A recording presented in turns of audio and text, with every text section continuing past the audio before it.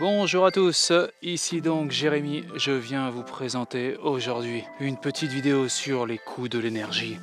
Je vous avais déjà parlé de l'électricité et du gaz, et cette fois, on va parler de l'essence. L'essence lors d'une expatriation. Il faut savoir quand même que lors d'une expatriation, quand elle est voulue, quand elle est choisie, quand elle est libre, vous avez absolument le choix du pays.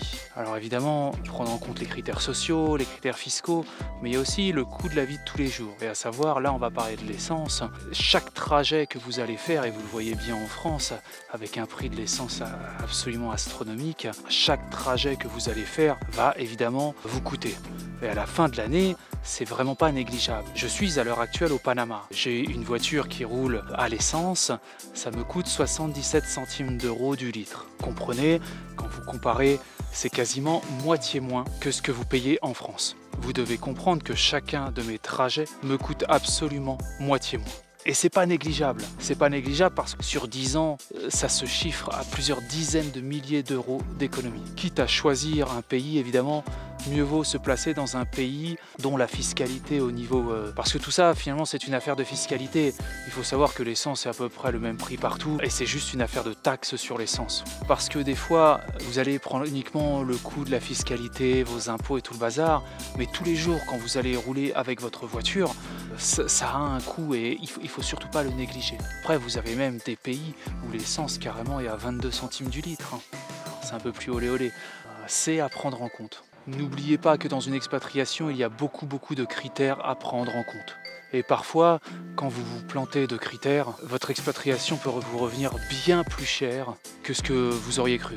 Par exemple, à titre d'exemple, ici au Panama, pour manger sainement, je paye un petit peu plus cher qu'en Europe, il faut le savoir. Mais quand vous faites la balance totale, c'est vraiment les coûts, mon coût de vie est beaucoup moindre que ce qu'on peut voir en Europe. Encore une bonne raison finalement de choisir le Panama, et encore là, le prix de l'essence a absolument augmenté, 77 centimes du litre, c'est absolument extrêmement cher, hein. Ça monte parfois à 0,82. Alors pour vous, ça vous fait rigoler des prix comme ça en euros, mais ici c'est extrêmement cher et parce que les prix de l'essence ont augmenté, mais quand ça va rediminuer, on va redescendre à des niveaux qui sont tout à fait acceptables.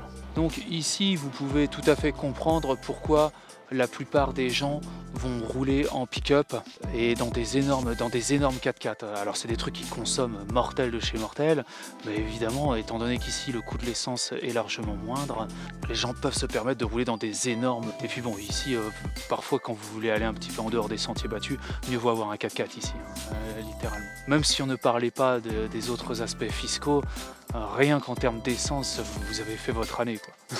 Littéralement. Voilà. Écoutez les amis, je vais vous souhaiter une excellente journée et je vous dis à bientôt pour de nouvelles vidéos. Salut à tous. Un grand merci pour avoir visionné cette vidéo en entier. Si cette vidéo vous a plu, n'hésitez pas à vous inscrire sur ma chaîne et à liker cette vidéo. Un petit pouce bleu fait toujours plaisir et m'encourage dans mon travail. Je vous encourage aussi à laisser un commentaire si vous avez des remarques par rapport à la vidéo ou bien à la réalisation. Merci à tous et à bientôt.